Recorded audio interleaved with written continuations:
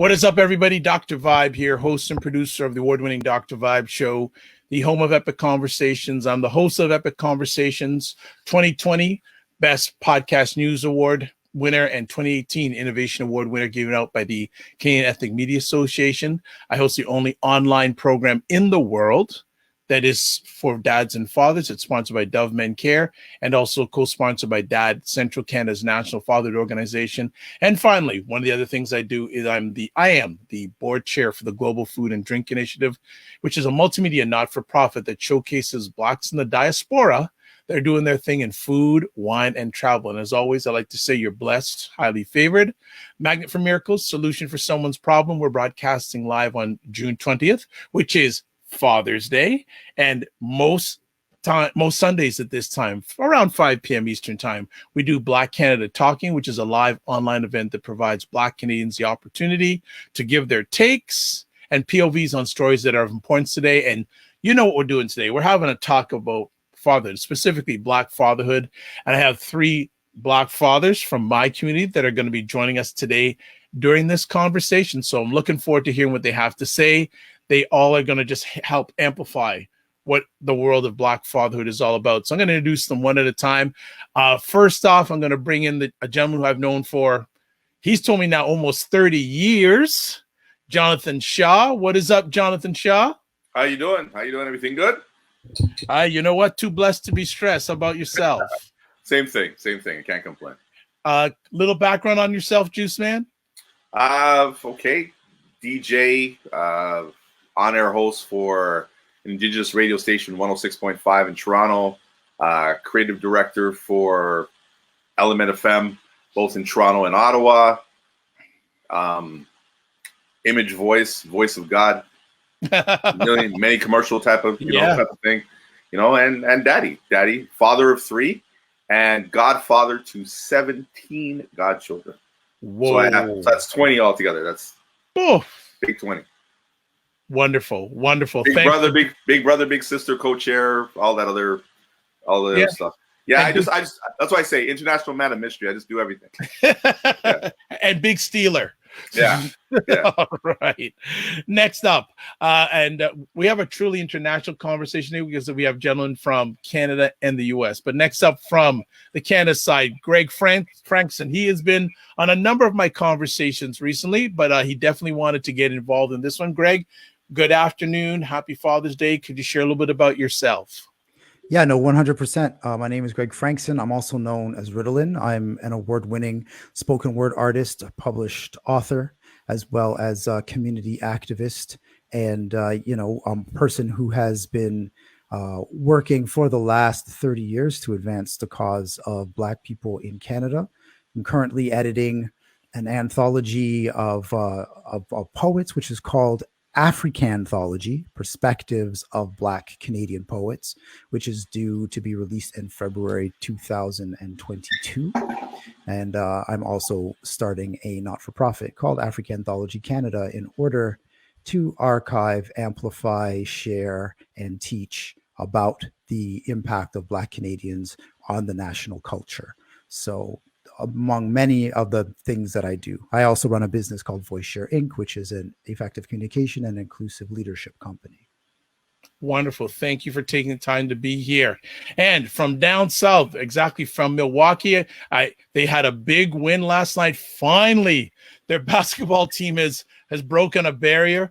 Melanated Daddy, aka Joshua, I've had the honor and pleasure to get to know him and his family very well over the last few weeks, and seeing this gentleman manifest dreams of others, especially Black fathers. So really happy to have you here today, Joshua. What is up? Share a little bit about us with our wonderful audience. My brother, it's always an honor. Joshua Zawadi, aka Melanated Daddy. I'm a blogger about fatherhood, both bio and bonus. I am the owner and operator of Dad Doula, a doula service for non-birthing partners to help them be advocates, to be intentional, and to be present with their partners or with the mother for all 4 trimesters. I'm a dad, 2 bio, 2 bonus. I am a husband. I am a fear of God. I have 1,000 different titles. But today is Father's Day, so I'm a daddy. Wonderful. Fantastic. Great to have all of you here today. So we're just going to chop it up and like have a roundtable about Black Fatherhood. So I'm going to make it very easy with the first question. It's Father's Day. What are your thoughts about being a Black father today, Father's Day 2021? Who wants to start off? You know I don't shy from talking. So. Yes, introvert. Introverted, yes. Being a Black father today, my lens is different, and soon Dr. Vibe will be posting a webinar that we did yesterday. But I spoke about being a father who was fatherless as a child. So today is very intentional for me because I have what I call a family of choice. My bonus children understand that they don't have to choose me. But what they do is they choose me every day. So every day for me is Father's Day because my bonus kids and my bio kids are nuts about me, and it feels great. But for the overall theme of fatherhood is Father's Day for a Black father is great. It's concerning in moments, but it's a great thing because as fathers, we get the ability to not just mentor and guide our own children, but the community of children and the community of people who look to us as babas or fathers. But at the same token, as a Black father, it comes with some concerns. It comes with some fears. It comes with some moments where I'm hoping and praying that the lessons that I'm teaching stick to make sure that they come home at night. So it's a double-headed sword. It's a beautiful day to have it today, but at the same token, we also understand as Black fathers that our first objective is to protect so that they come home. But so yeah, that's my point of view on it. All right. Who wants to follow up on that? Well, I could jump in, I guess. My experience of fatherhood is a little different. I too grew up without my dad. He came around later in my adulthood, and we now have a very different relationship. But in the meantime, I ended up having 3 girls of my own, none of whom live with me. My eldest is in university. My 2 youngest don't even live in the same city as me. And then I also have the children who came as part of the package with my fiance. So she has 2 kids of her own. So bonus children, as Melanated Daddy might refer. And so I have this multifaceted and complex relationship with the concept of fatherhood. I look at it as, what can I do in order to pass on whatever lessons in whatever way that I can, not being resident with my own children on a day-to-day basis, and being resident 50% of the time with my partner's children, and still continuing to grapple with my own issues that were generated during my childhood when my dad was not present, and continuing to reckon with the implications of that, even as he and I have become closer and closer, the older the both of us have gotten. So I come to it in a very different place.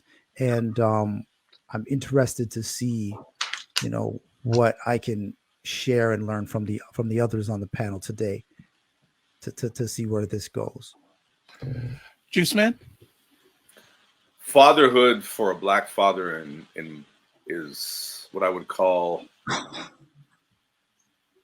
complex.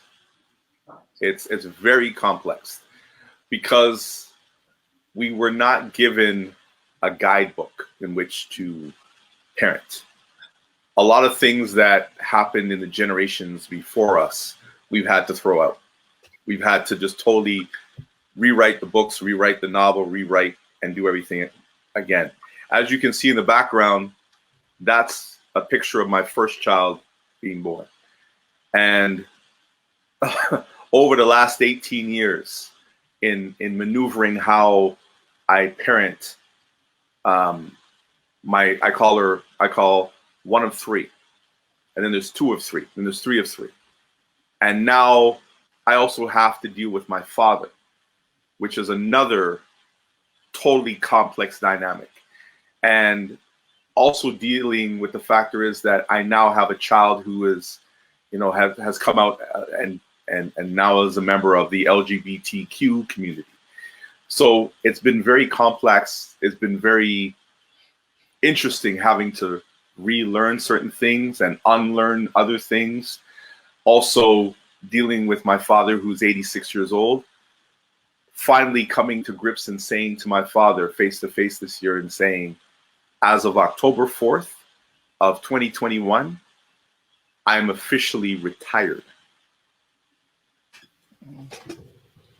I'll leave it there for now. Powerful stuff, gentlemen, that we've opened up with.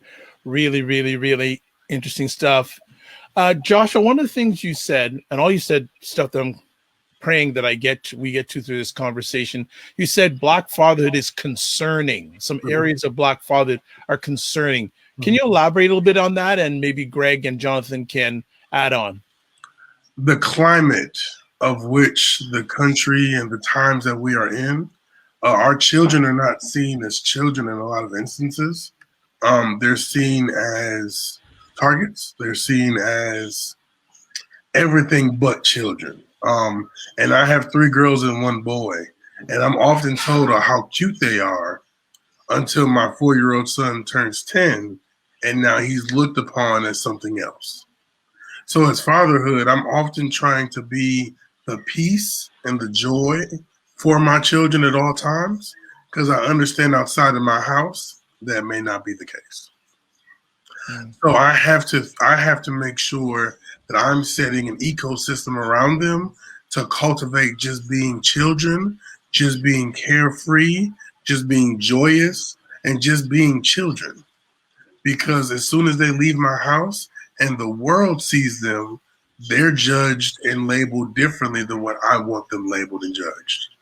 So Black fatherhood in this moment, in this time frame that we're in, is a bit concerning. Because outside of my reach, I have to hope and pray that what I've taught you and what I've given you in this house can carry through outside this house. Thank you for sharing on that, Josh. So for Greg and Jonathan, you're not in the environment with your kids all the time. So how does what Joshua just said impact your thoughts, or how would you like to respond to that? I think the hardest thing as a father who's not spending 24 hours a day, 7 days a week with your children is I don't have that peace when I go to sleep at night. When you're a father, it doesn't matter what time of night you come in. We do a ritual that I don't know where we learned it. I don't know who taught it to us, but we come into the house. We say, thank God for coming in. And we walk to each of our child's room. And we open up the door. And we look at that child. And all we want to hear is that child breathing. Whether it's snoring, whatever, we want to just, sometimes we may lay hands on that child in the sense of, praying over that child. We may just look, to see if there's something new, if it's a newborn or whatever the case would be. But we look at that child and we're like, we just want to hear them breathe. And once they start breathing, then we can go into our room, we can kiss our girlfriend, our wives, and we can go to sleep. When my children are not in my care, I can't sleep the way I would normally sleep. I'm always listening for the phone. I'm always listening to make sure that everything is okay. I will text them. I will say, hey, Daddy loves you. And that's something that I do every day. I want to make sure that my children know every single day that their father is there and loves them. As I said, my oldest child has come out and said, I want to be a boy, and having to learn how to deal with that. It was really hard I won't say it was hard. I won't say it was really hard. No. It was really hard to finally hear him speak about some of the things that were bothering him, that he felt that he could not come to me and talk to me about. And I have never told my child that they cannot come and talk to me. but there is a fear, being as though, you know, I am of Jamaican background, and we don't necessarily are the poster children for LGBTQ. But and I've heard from many different transgender people from the gay and lesbian community that they've never seen a guy like me who's really interested in wanting to learn about their child. Usually children come out and tell their fathers that they're gay or lesbian or whatever, and the father just, you know, says, well, hey, you can't be that way in my house, you know, come out, or, you know what I mean, I disown you, or I, you know, whatever. And again, that picture on the wall there reminds me of all the days before, at the time she was born, Nautahi, of the struggles that, you know, the times where I prayed to God, got down on my hands and knees and said, God, I just want one. And now I have three. I never said to God, I want a straight child. I never said to God, you know, anything more than I said, I just give me a healthy child, you know, boy or girl, you know what I mean? And that's it. All right. If I could, Dr. Val, I just want to thank Brother Jonathan for that, just because it is against, it's taboo for Black fathers to support our children regardless, right? The assumption is, right, that the Black father is going to turn the moment you don't do something he wants you to do. When in reality, the truth of the matter is, I have three girls and one boy, and all four could come and say, Daddy, I'm gay, I'm whatever, and it's, baby, I love you regardless, so I don't care. Exactly. So thank you for being a walking example and a talking example for what other men who should see this should be doing. So with that, I'm complete. Greg? Well, I think it's interesting this topic has come up because, you know, these are the kinds of conversations that I am having with my 12-year-old. And so we get on the phone, you know, or text, you know, in between her bouts of playing Roblox or whatever it is that she's doing with her friends. And, you know, she's very open about, you know, the way that she feels about herself and about her sexuality, even at a very young age. And, you know, she's going to figure out what she needs to figure out. I mean, she has already, you know, kind of declared that she is queer, and that's okay. You know, I look at her, she's incredibly intelligent.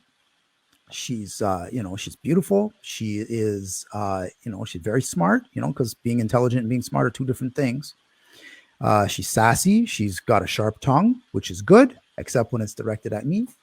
And you know, but she's a great kid. I love hanging out with her. She's very artistic. She likes to draw. She's getting into animation, which I'm encouraging, because Lord knows if you can do something that's tech-based in this world and do it and love it, then by all means pursue it. And that's just where you end up. You just embrace the child as he or she happens to be, or he or she or they happen to be. And you know, when people say, well, she's too young to be able to have these ideas, too young to know this, I'm like, you know, when I kissed that first girl in the sandbox when I was 5 years old, I knew exactly what I was doing. You know, we're not too young to understand our own likes, loves, dislikes, passions, opinions, and viewpoints and perspectives. We know these things from a very early age, and I think it's on us as parents, it's on us as fathers to embrace the child wherever they land, because, you know, that's our role, is to support whatever they think. And so I do that with my youngest child. I'm working to be a place where she can come and speak to me, even in the situation where I don't spend that much time with her, and that the pandemic has kept us separated because we don't live in the same city. Even through that, you know, I'm doing what I can in order to keep those doors open, to keep the door of love and warmth and and nurturing open, and to keep the lines of communication open as well. Wonderful. I don't know if I want to take a break now or bring up this subject after the break. You know what? Let's bring it up now. The whole area of the family law system and Black fathers. I know that Greg and Jonathan, you've probably had some involvement in it. I don't know if you have, Joshua, but let's be real here. Yeah, I know it's Father's Day, but it is a part of some of the challenges that many Black fathers face dealing with the family law system. What thoughts, experiences that you'd like to share with our audience when it comes to Black fatherhood and dealing with family law system?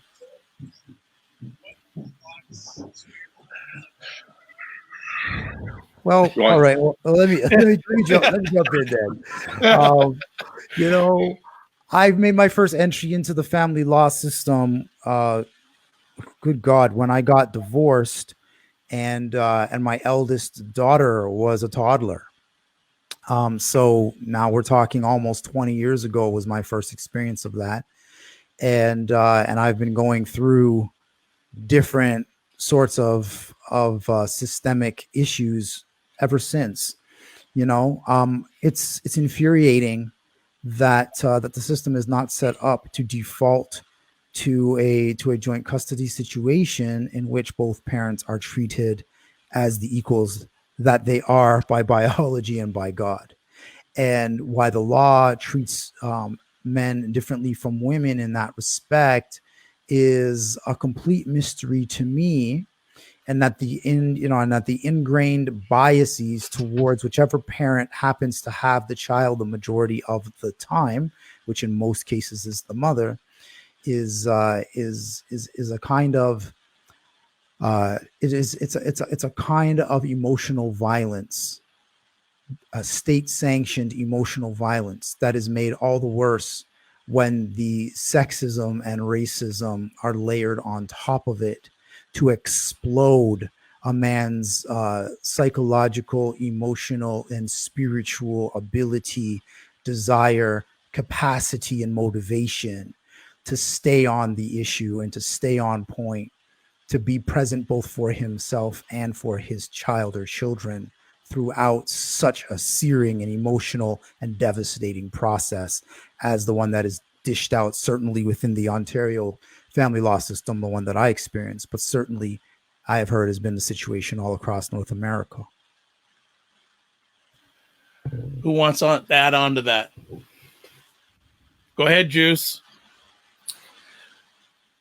Every single man who has ever talked about the Family Responsibilities Office or family law in Ontario has the exact same story. There is no, I mean, I just went through it the other day where I got a letter saying, hey, Mr. Shaw, you need to pay this amount of money, blah, blah, blah, blah, blah, and whatever the case may be. And I'm like, okay. And if you want an extension, or let's say for a lot of us men, I haven't DJ'd in 18 months. So the money that I would normally make, it's not there. But we have to live. We have to do whatever. If we do not pay this money, wages get garnished, EI, this, that, whatever. And I mean, obviously, your children come first.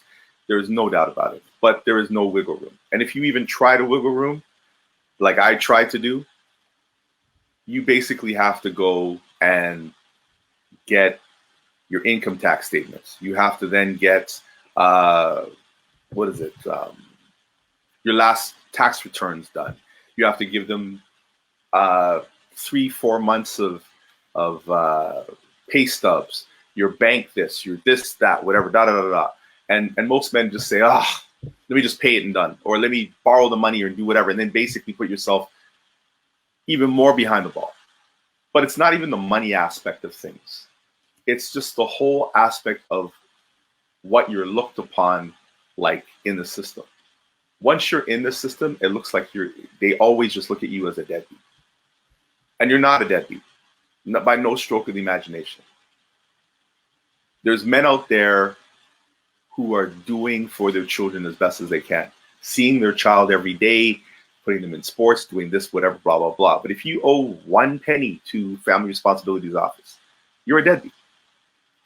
If you try to change the situation, which, whatever, you can't. You got to fill out a book that looks like this. And that's just the way it is. And that's just the system. And unfortunately, the way the system is set up, they want you to go through that system. They don't want you to just, be able to have a harmonious relationship with your ex and be able to say, hey, okay, cool, I'm coming by this day, whatever, see the kid, here's your money, here's whatever, let's do things jointly together, whatever the case may be. It doesn't work like that. If I buy a whole bunch of clothes on top of what I give for child support, you then have to go buy another set of clothes for yourself in your dwelling. So it's like you're paying twice, or like doing everything twice. And the system is not set up as Greg said, for a harmonious situation. They say that it's in the best interest of the child, but is the best interest of the child where you're not able to do for the child. All right, thank you. Josh? I come from a slightly different lens, and it's not my fault, but I do. Number one, my oldest child, which is Kalani, the 8-year-old, I was on child support for her for maybe 3-4 years. Now we have 50-50 custody. She's at my house most of the time here in Milwaukee, and then we'll go to Nashville to see her mom whenever we dictate that time is the time to go. I got to be honest, right? I hear what both these brothers are saying, and I know a lot of brothers who are in the same pool or situation as them. But then I also, because of the work that I do, see the side of the brother who just doesn't want to do his job. And so because he doesn't want to do his job and he doesn't want to support his kids, he puts himself in this position and then wants to complain about it later. When in reality, you had the opportunity to stay from this position and you couldn't man up and handle your business. So I see both sides, right? I understand there's two sides to every coin. I get it. My issue is when the system is abused. And then that's a different conversation. When we have people in the system because the mother of their child got upset because the relationship ended, even though you know and I know I'm already financially taking care of everything for this child, now we have a different conversation. For the ones who just avoid doing their job, avoid taking care of their kids, avoid making sure the mother of the child doesn't have to put that burden alone, you kind of put this on yourself, my brother. But for the ones who are doing the job and still have to go through the loopholes to do the job, guess what? I hear you. It's wrong. I get it. So I see both sides of the coin. I once was in the court. Now I no longer have to worry about it. But I get both sides. All right. Anyone wanting to add? Me. Go ahead. All I'll just say is this, right? I don't know how it is in the States. Mm-hmm. I know how it is here. And here, you could be paid every single month on time. And all they need to do is pick up the phone and say, I want it to come off of his paycheck. And blam, you have no way of stopping that. You have no way of telling them whatever. All you do is get a tap on your shoulder from the person in HR, and all of a sudden that money gets taken away from you. And as I said, it's not the money issue that's the issue for me. It's the conversations that happen.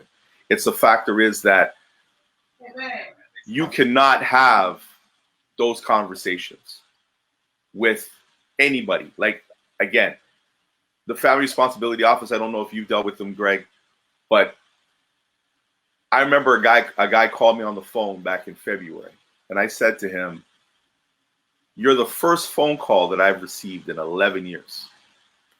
I have never received a phone call from your office on anything. All I've ever received is a letter saying how much money I got to pay, right? Or there's been an overage, or we have not, your employer, blase, has, not given us the right amount of money. But in 11 years, you have never once called me to ask me not one question. All you've ever asked me is how much money, or basically take money away from me.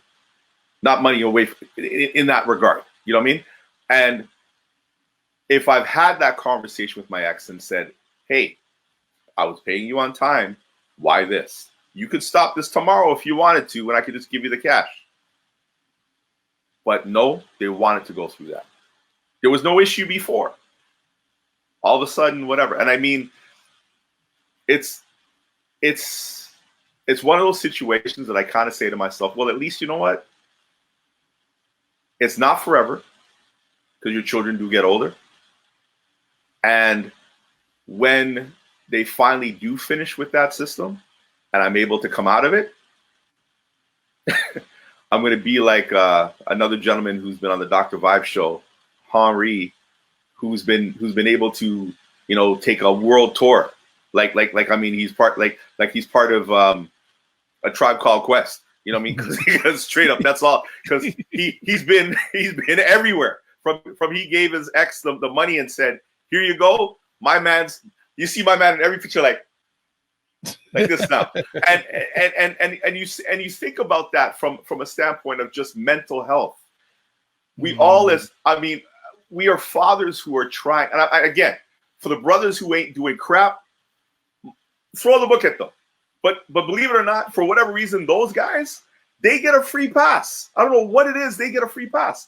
But for the guys who really want to be there for their children, like how do you feel? Like, seriously, I went to my daughter's house, and my son's house for their birthday. You're there, you buy them stuff, whatever, you take pictures, you're there. The mother of the child is sitting there, whatever, blah, blah, blah, whatever. And then the next day you get a phone call from Fro like, hey, you need to pay more money. Dude, I was just at the house yesterday. What happened? Like, what's going on here? You know what I mean? And this happens over and over again. You know what I mean? Your birthday, you get served with papers. Why? Why? Like I don't understand. Like, again, if this is in the best interest of the children, then let it be about the children. Can I jump in here for a second? I'll tell you one story about my experience with the Ontario family law system. So I have been going back and forth with the mother of my middle daughter for years. It has been a difficult struggle. This woman is very, very confrontational and has used the system in the first instance to try to hurt me, and then went back into the system in order to drag out the process as long as possible until my daughter was old enough to go into court and say that she didn't want to see me anymore, while the mother was busily engaged in alienating behavior, and had even at one point withheld all access for 18 months and destroyed the relationship that I was building with my daughter in the process. So then you have the court appointed, the Office of the Children's Lawyer Representative going back and forth, doing interviews with everybody involved. I got a report from the Office of the Children's Lawyer on Christmas Eve, emailed to me to tell me that they were siding with the mother, and that because I had told this representative that I was not 100% clear on what the possible steps could be done to resolve the alienation issue besides going to counseling and whatever, and asked him for his opinion, because I was at a loss in terms of process and structures, what I could actually access in order to do something actively to resolve that issue. I received in this report that because I didn't have any suggestions on how to deal with this situation, that it was a clear indication that I was not interested in being an active father. And this was what I got in my report on Christmas Eve. Merry Christmas, Greg.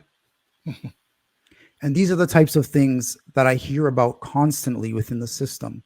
You try to go through the proper processes, you participate fully and in good faith, And then you have the entire thing thrown back in your face, and you're told that you are irresponsible, that you are not capable, and that you are actually actively seeking to abandon the situation, even though I'd been in court for a decade trying to get proper access to my daughter, which made absolutely no sense. But that's the situation that we often find ourselves in. And I guarantee you that if I was not a Black man, that would not be the situation that I was facing in that scenario. Okay. Before we go to break, Josh, anything you want to add before we move on to our break? My heart breaks to hear these kind of situations. Dr. Vibe, I reached out to you not too long ago, and you gave me advice about a similar situation like this with a brother reaching out. In the States, I've heard of these things going on too. I know quite a few brothers who've gone through it. I can consider myself one of the lucky ones. We handled ours outside of court, and then we went to court with an already pre-approved condition of what we were going to do. So it worked out, right? But in often cases, that's not the case. I'll just let both you brothers know I'm praying that both of your situations end favorably for both of you. If there's anything that I do, I'm not in Canada, so there's not much I can do, but I know Dr. Vibe has resources. So if there's anything that you need, please let us know, and we'll see what we can pull together. I'm sorry. Go ahead. Well, you know what? It's a universal thing, and I think a lot of times we think that what we need to do is sometimes just support.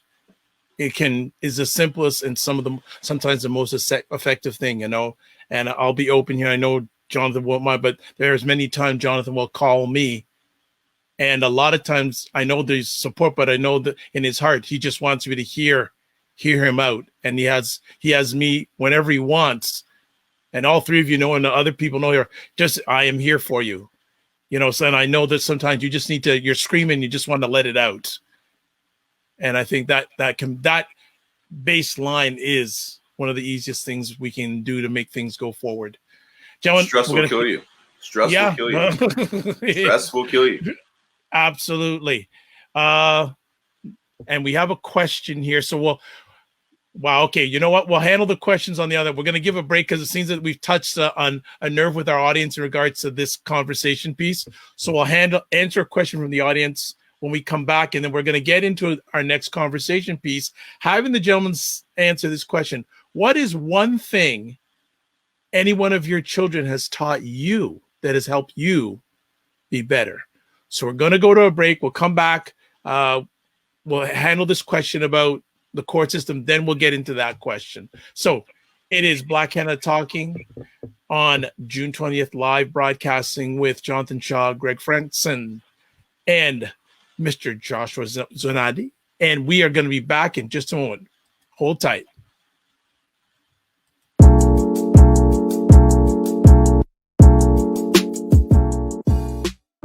What is up, everybody? It's Dr. Vibe here, and it is Black Canada Talking time. Black Canada Talking is a live online event that provides Black Canadians the opportunity to give their takes on stories, POVs that are of importance to them, or we showcase Black Canadians are doing their thing. The real aspect of what goes on behind the walls or behind the fence is a totally different persona and a totally different picture. There was just a big sense of relief when we finally got there. We have to realize that everything we do is going to have an impact on probably a lot of people we don't even know. One of the mandates of the CBC is to reflect Canada back to itself. Not a lot of sustainable long-term movement that will effect economic change. God bless, peace well, keep the faith, and walk good.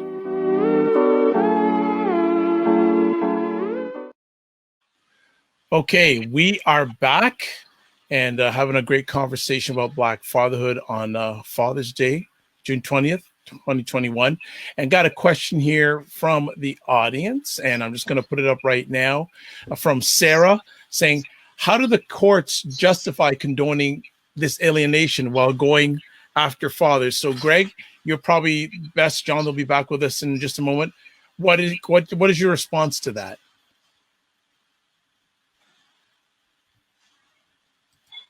You're on mute, Greg. So, at least from my own personal experience, how courts justify the alienation, they don't justify the alienation. What they do is they say that the alienation is unjustifiable, but then do absolutely nothing to correct it or to deal with it in any constructive way. Because what ends up happening is this sensation of we need to deal with the child where they are.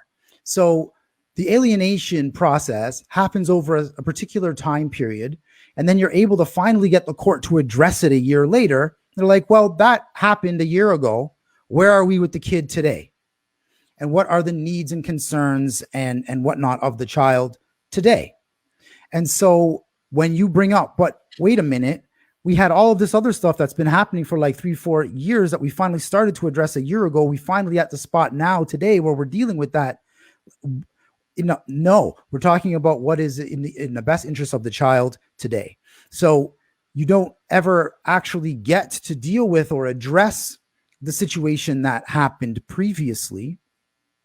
You then have to deal with the situation that's happening today, which generally speaking is in that situation not going to favor you because you've already been spending all of this time, effort, and expense and treasure in getting that process to that point. So by now, you're trying to make sure that you're paying for your legal costs as well as, your child support, as well as your own regular life. So you're doing all of these things in order to try to keep up financially. For me, because my daughters are in Ottawa and I live in Toronto, I also have to physically go back and forth to attend court in Ottawa anytime any of these issues come up. And I have to send documentation by process servers to be served onto the parties and or at the courthouse, which adds additional cost to me for any of this sort of basic thing. And then at the end of the day, then they're turning around to me and they're saying, well, what are you doing with your child support? We're going to send this to the FRO. We got to make sure that this is that you're taking care of your responsibility. They're not interested in the fact that that this other conduct has gone on that has placed you in this particular situation. They can measure the dollars and cents. They can't measure that emotional and spiritual trauma that's being inflicted upon you.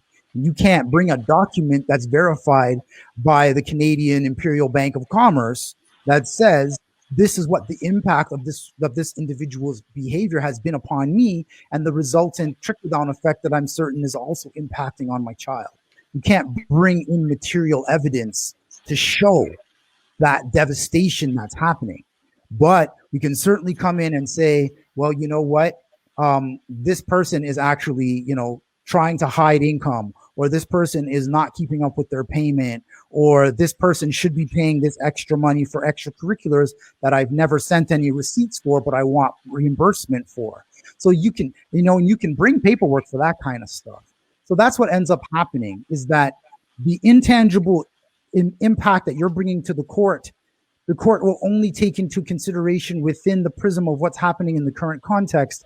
But this person can bring in documentation about financial or, or special expenses or whatever else that goes back a decade that the court will look at and ding you for. So the system is inherently unequal in that respect. Okay. Jonathan, I'll have you answer this question also, and then we'll move on to our next conversation piece. And the question is from Sarah, saying, how do the courts justify condoning this alienation while going after fathers for child support? I'll basically use something that Chris Rock said in his last special. People got dressed today to take his money, and that's basically it. I mean, the Family Responsibilities Office is there to administer a court order. The judge is there to make a ruling. The lawyers are there to get what they can for their client. Nobody is really considering at any stroke of the imagination what's in the best interest of the child. And I've been saying it for the longest time. But again, and I'll say this, the last time I went to court was 2012. And I said in the courtroom that day, I said, you will not see my face in this courtroom again. I'm not wasting 4 days of my life to deal with an issue like this. And it was an issue basically over, shared custody as far as I wanted shared custody, and which I won, and she wanted full custody. And I understand why she wanted it at the time. But again, as I said, listen, if we have an issue, we're going to Tim Hortons. And ever since that time, the mother of my two oldest children and I have been able to have conversations, a lot of which I just say, okay, go ahead and do. Right? I have a son with my ex-girlfriend, and when she wants to do something, whatever, I've said to her many times, you know what, hey, you want to do it, go ahead. Because if you fight, the collateral damage is too much. I will take that money that I would have spent to a lawyer and put it away for when my children need it. And that's kind of how I deal with it. I don't want to talk about, it's Father's Day. I don't want to talk about the court system. I want to talk about the things in life that we can do for our children. The court system will always be there, and it will always be a thorn in our sides. And we can talk till we're blue in the face about it. We can do whatever, or we can do what we're supposed to do and be fathers. All right. Well, I like to especially thank Greg and Jonathan for talking about it on Father's Day, and I appreciate it's never an easy subject to deal with, but I think, or to express, but I think we have to be honest and real. It's part of the existence. So let's move on to some more sunnier conversation topics. I'm going to start off with Josh on this one. What is one of the something that any one of your children has taught you that has made you a better person, better daddy, better man? Since you asked that before the commercial break, I have been sitting here pondering which one has taught which lesson the best. Because I have 4, and each one taught me something different. Well, go ahead. Instead of trying to just narrow it down, yeah, go for it. I'm going to give you the overall thing. So my first lesson started with my bonus babies. So my bonus babies were able to teach me beforehand that my military way of parenting was not going to cut it. So they taught me that I had to be flexible. They taught me I had to be patient.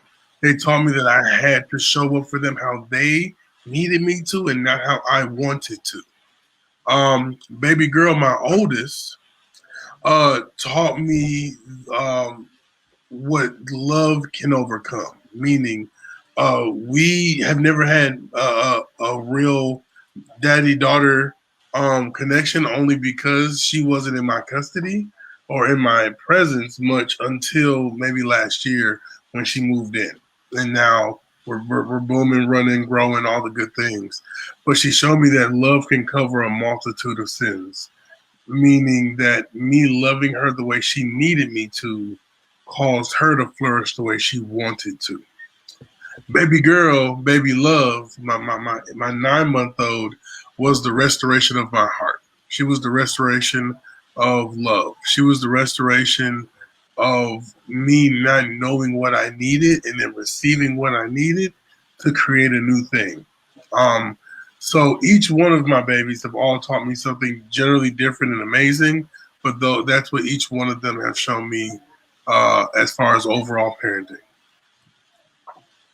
Thank you, Jonathan. Greg, who wants to follow up? And you can cover all of your children, 1 or 2, whatever. It's an open one for you.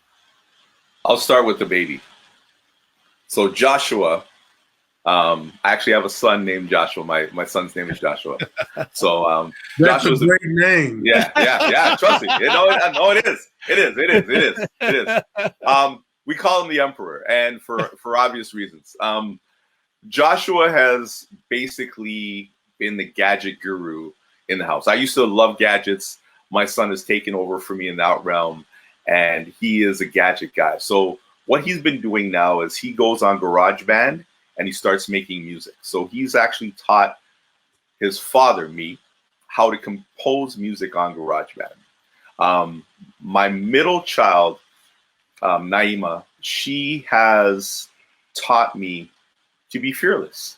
She has no fear. She does everything at 100. She does not back up. She does not capitulate. She just does everything at 100. So she's taught me how to be fearless, how to not be frightened of certain things, because she doesn't have a fear of anything. And my oldest child, wow.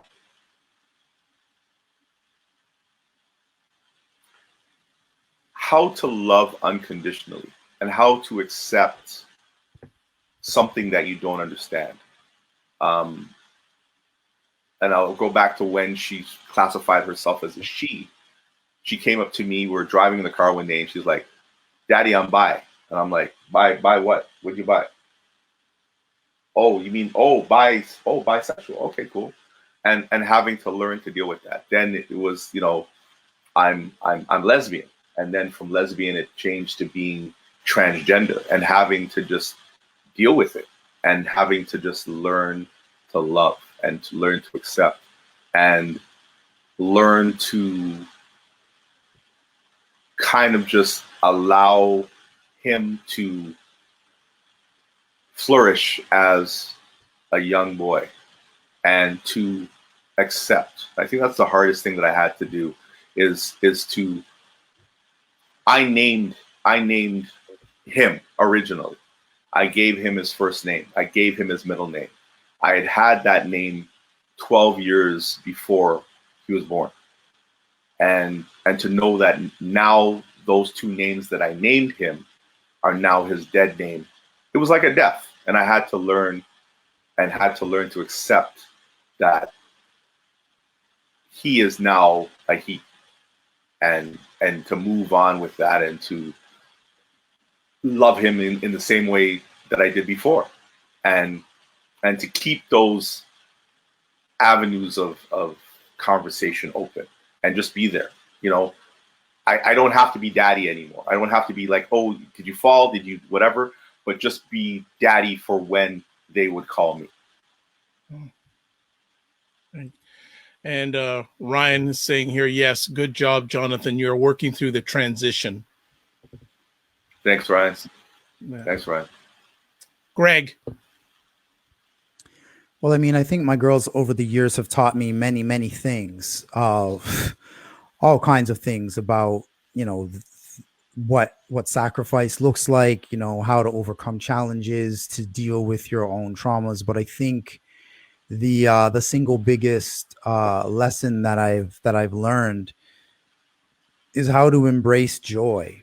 Now, I really took pleasure, and I've done it with all three of them at different points when they were babies, to take them into my arm, put their head in my palm, and lay their body on my forearm, their limbs dangling, and dancing with them that way. I did it with all three of them at some point or another. And it's just to embrace that happy moment of spending that FaceTime with your baby girl.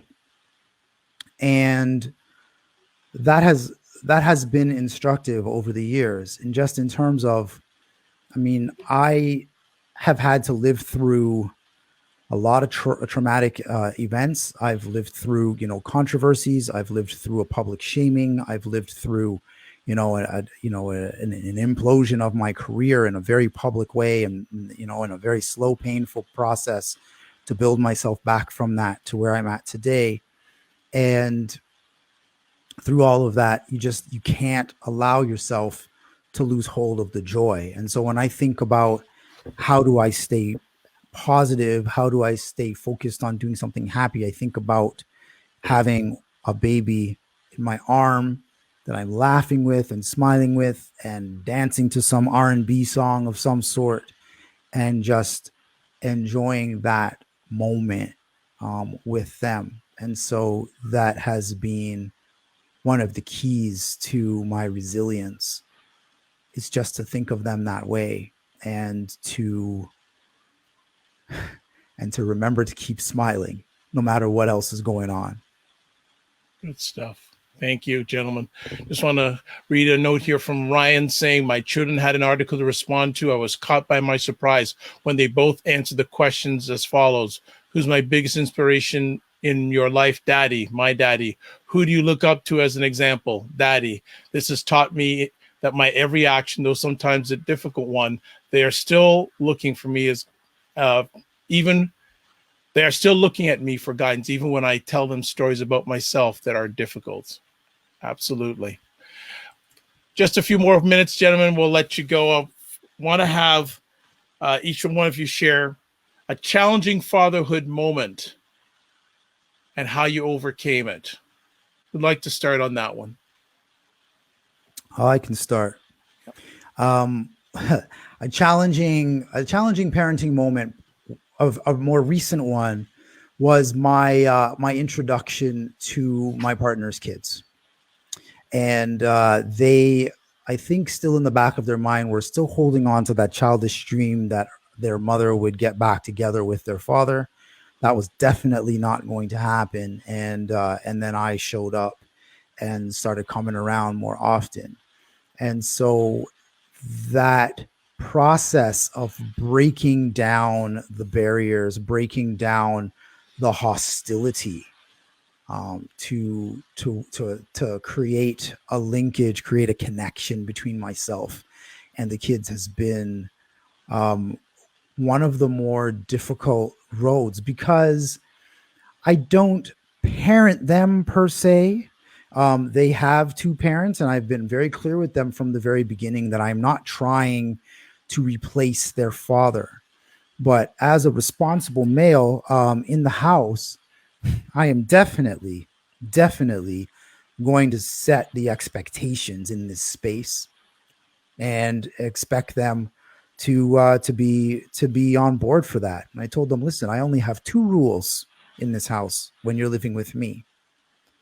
Do as you're expected to do and be respectful. If you do those two things, we're going to be okay.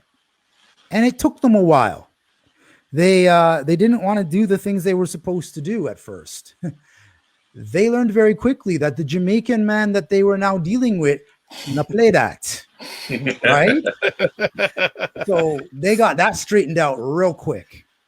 And then the be respectful thing, which also was something that I took from my, my feisty 5-foot nuttin' mother, is just the ability to just understand that if you treat people respectfully, if you treat people with kindness and with courtesy and with compassion, it will be returned to you. And life will be so much easier than if you try to fight them all the time. And eventually they started to get the message, and the relationship is much better now, to the point where I'm able to openly and tell them, listen, I love you very much. You kids are as important to me as anything else in this world. And I want to do right by you, and we've been able to really break down a lot of those barriers to get to a much better place, the place that we're at today. Thanks for sharing that victory story. I appreciate that. Who wants to jump in next? Jonathan, challenging moment, and how did it impact your fatherhood journey? A challenging moment with any of your children? John, do you want me to go ahead, or you got this, brother? Yeah, you go. You go first. Got you. I shared one yesterday about getting up and having the altercation with my bonus baby. I think today's hardest moment I want to go different with. My oldest baby girl has been in some tough situations, including being the victim of sexual assault. And baby girl is now 8, and therapy and all the things are in place to get her back to 100%. But when her then stepbrother put her in a compromising position, I got a phone call from her mother to just kind of get me abreast of what was going on. And I instantly went into it's time to kill somebody mode. That's just me. I'm ready. So I was working at Verizon at the time. I called my crew. Hey, y'all, this was going on, man. Go handle your business, bro. We'll get you out of jail. Don't worry about it. Go. Cool. Before I could leave my house, I was living in Columbus, Georgia at the time, and the mother of my daughter was living in Miami. It's a 6-hour drive. Before I can get on the freeway, I got a phone call. Josh, don't come down here. Wait, what do you mean don't come down here? Nah, I know you're hot. I don't want you down here doing anything crazy.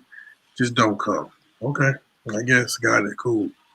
And having to build and support my daughter only through FaceTime on the phone at that time, instead of being able to hold her and tell her daddy's here and daddy got you, was rough.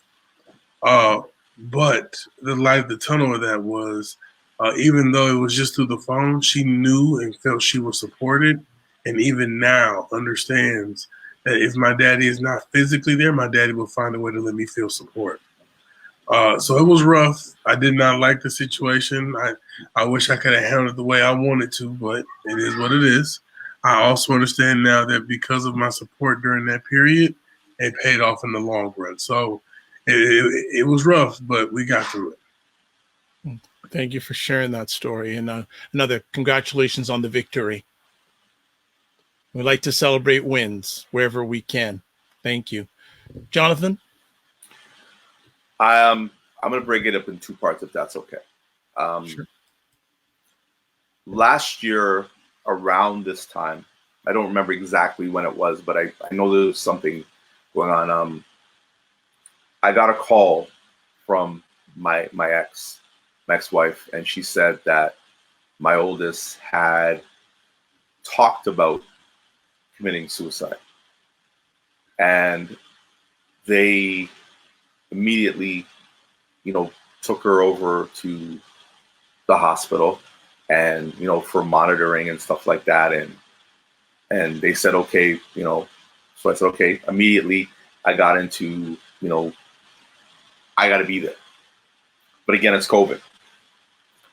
So they said, they're only allowed to have one visitor per shift or whatever. So, okay. So she called me up and she says, well, okay, well, what we'll do is I'll take her in, or him in, sorry. And, I'll only stay for half the time and then you can spend half the time with him. And I thought, okay, no problem. Again, I live in Brampton. They're in Burlington. Went down there, was ready to, and then as I was going in, she was coming out, and the doctor said, you can't see your child. Everything inside me wanted to really rush the door, do something, because again, I've not missed an opportunity to be with my children. Whenever I'm asked to be there, I'm there. The only time I've ever not seen my children was Father's Day 2014 when I was in the hospital after being assaulted. Other than that, I've never missed an opportunity to be with my children, not for any reason whatsoever. And I had to come back the next day. And I came back the next day. So what we did was I went one day, his mom went the other day, I went the next day, and until finally he came out. And I didn't sleep that night. I woke up that morning. I prayed to God. I said, God, please don't let me break down. Please don't let me break down. And I drove all the way there. And he called me that night and said, just bring me some McDonald's. And I went and I brought him McDonald's. And when I hugged him,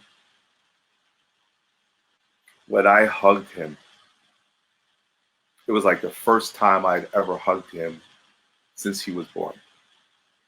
And that feeling, that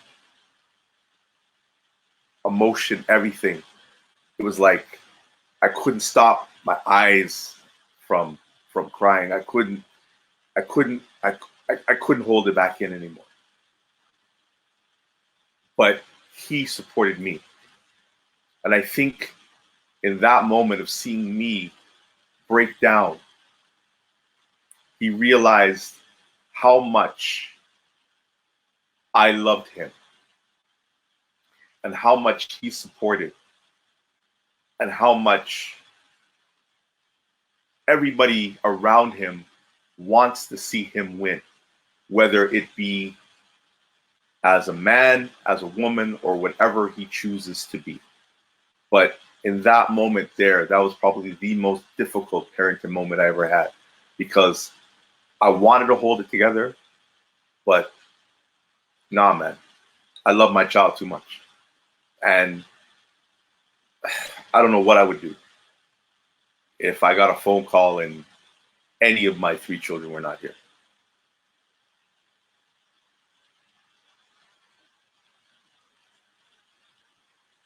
I think you're on mute. You're on mute. Okay. I put myself on mute because I was getting emotional during each one of these stories. And thank you. Thank you. Want to end off our conversation today. And I'd like each one of you to give a message to our audience, whatever it is, about Black fatherhood. To whoever, could be women, men, whatever. What is your message and your call to action when it comes to Black fatherhood? So go ahead, Greg. Yeah, I'll go ahead if you gentlemen don't mind. Listen, for me, I think that we sometimes get a little bit too caught up in what this idealized version of Black fatherhood is supposed to look like. The the painted poster version of this, muscly, very attractive Black man holding a baby saying Black fatherhood is amazing and all of this kind of stuff. And we become tied up in this idealized impression of what it's supposed to look like. And that if you, as a Black person who happens to be male, who happens to have children, does not precisely fit this idealized vision of what Black fatherhood is supposed to look like, well, then you're doing it wrong. And so then we get into this kind of dichotomous, either you're doing it correctly or you're doing it incorrectly. And if you're doing it incorrectly, you need to check yourself. You need to do this, you need to do that, and suck it up and be better for the race and blah, blah, blah, blah, blah. I think what we need to do is take a step back and remember that we live as human beings within our own specific identities based upon our own sense of awareness, our own sense of our well-being, and our own socialization that we've experienced through life. And we have to take the man for what he is, take the man for where he is, and take the man for what he has gone through to reach the point that he's at in that place. Wrap our arms around that man as a community and ask him, how can we help you to achieve the ideal of Black fatherhood that you hold for yourself, to achieve the goals and ambitions and objectives that you have for yourself as a Black father? How can we give you the resources? How can we give you the support? How can we give you the encouragement and the love and pour that confidence into you that you may not have because of your own experience of being a child of a Black father? Like, what can we do to help you get to where you need to go and lose this attachment to the idealized version of what that looks like? Because no one lives ideally. And ideally, we should seek to help people to live. Thank you, Greg. And if you want to get in touch with Greg, there in the screen is his IG, Greg_Frankson. That's Frankson. Thank you for those words, Greg. Really, really powerful. Who'd like to go next? I'll go. Mine's going to be two-part. Number one. To my biological father, my dad. Dad, I love you. Dad, for the last 53 years of my life, I wanted to have a relationship with you that we could at least be friends or be friendly. You have shown me repeatedly that you don't want that. And I'm okay with that. I've asked you if you could be a grandfather to your grandchildren. You don't want that either. Okay, cool. I will be there to do for you as you need me to do. But as I said to you publicly and privately, as of August 4th, after you have your last COVID shot, I'm retiring from doing stuff for you. I cannot take the public embarrassment anymore. I cannot take the jabs anymore. I cannot take the jabs to my self-respect or to my self-esteem. You have another 5 living children. Please ask them to do for you. That doesn't mean in any way, shape, or form that I don't love you. I'm just retiring from doing things for you. For the fathers out there, I want to remind you of this. None of us got a handbook when we became fathers. But time heals all wounds. Your children at times will love you. Your children at times will be indifferent to you. Your children at times will want to explore the world for what it is on their own. I have lived to see my ex-wife text me and say Happy Father's Day and Happy Birthday, and do it with love. So time, as I said, heals all wounds. I have no animosity to any of my exes. I love them, and I hope they love me. I just love them differently now. The court system is the court system. Do what's in the best interest of your child. Emotionally remove yourself from the battle and move forward. That's it. Just be the best father you can. Tell your children every single day you love them. If you never heard it, like I did, through your life, don't worry about it.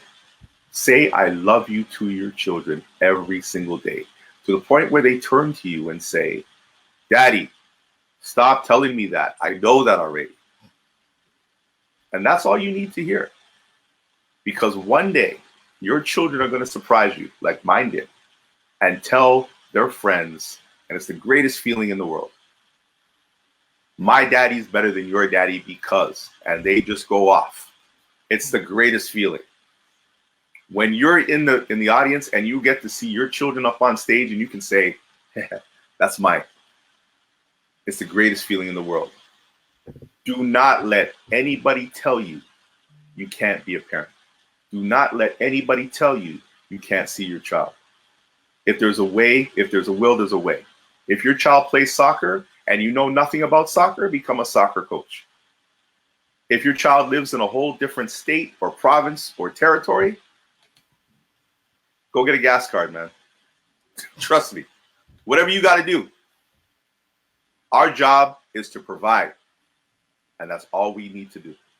One love. Thank you, Jonathan, as always. And if you want to touch base with Jonathan, you can find him on IG at Jonathan O. Shaw. That's JONATHANO Shaw. We'll close up the conversation today with Josh. Similar to what I said yesterday in another chat, right?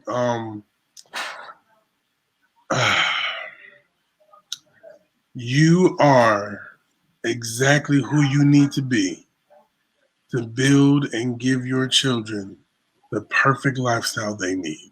Meaning, often we are told that we're not if we're not doing X, Y, and Z. When in reality, who you are in this season right now, imperfectly, creates perfect children. Your mishaps, your mistakes, your shortcomings, as long as you are being honest with yourself and your children, you will create perfect children. Your presence and intentionality are only what you need to focus on. Be real, be flawed, and allow your children to see and learn from the mistakes. And I promise you, you will create well-rounded, happy children because they know their Superman can make a mistake, so can they. All right? With that, I'm all about daddying, so if you need anything, any support, any help, please feel free to reach out to me. This is what I do. All right? With that, I'm complete. Thank you, Joshua. Fantastic. And you can get a hold of him on IG at Melanated Daddy. Gentlemen, you hit it out of the park. I knew you would. Thank you so much for everything you have done, you are doing, and you will be doing when it comes to fatherhood, not only in your own lives, but in the lives of others. I'd like to thank each one of you for taking the time today on Father's Day to share the valleys, but also the mountaintops, because that's fatherhood. There's some valleys and there's mountaintops, but I'm hearing more from each one of you, there are more and more mountaintops each day. So I appreciate it. Continued success. Hey, gentlemen, happy Father's Day. Happy Father's Day, man. All right. All right, everyone. It is Dr. Vibe here, host and producer of the award-winning Dr. Vibe Show, the home of Epic Conversations. I'm the host of Epic Conversations, 2020 Best Podcast News Award winner, 2018 Innovation Award winner given out by the Canadian Ethnic Media Association. And I host the only online broadcast in the world for dads and fathers that is sponsored by Dove Men Care. It's also co-sponsored by Dad Central Canada's National Fatherhood Organization. Also, I am the board chair for the Global Food and Drink Initiative, which is a multimedia not-for-profit that showcases Blacks in the diaspora that are doing all their stuff, doing everything in food, wine, and travel. Just some final comments here. Ryan Singh saying Black Fatherhood is the biggest, most important job to having the next healthy generation of Black fathers and Black mothers. Cinnamon Canela from another one of my conversation. Happy Father's Day, gentlemen. Sarah saying, incredible conversation, real, raw, thoughtful, and intensely emotional. Thank you for all your sharing your experiences and perspectives on fatherhood like that. And then Cinema Canela says, great advice. Thank you, Sarah, Cinema Canela, Ryan, and everyone else who watches live on the replay or who will be listening to this on the replay.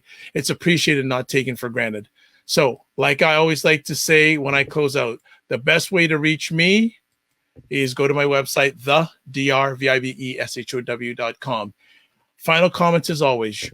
Live your life as a dream. If you can dream it, you can make it. Sometimes you have to get smaller to get stronger. Block assumptions that aim bigger, aim better, aim higher, aim wider. Love, faith, and respect. And remember to give yourselves grace. And that's especially to the fathers and the men who are caregivers, who are not biological or related fathers to the children, and also to the men out there that would like to be fathers, but for some reason, medical, emotional, can't be fathers. Each one of us is a father to somebody. So just don't think you have to have children biologically or bonus babies to be a father. It could be someone who's younger than you, same age as you, doesn't look like you, looks like you, older, younger, etc. They're a father. So God bless. Peace to all. Keep the faith. Walk good. And remember, next week, 27th of June, scheduled our monthly roundtable with Sarah Yongo, L. Jones, Warren Clark, and Cesar Nadima Musa.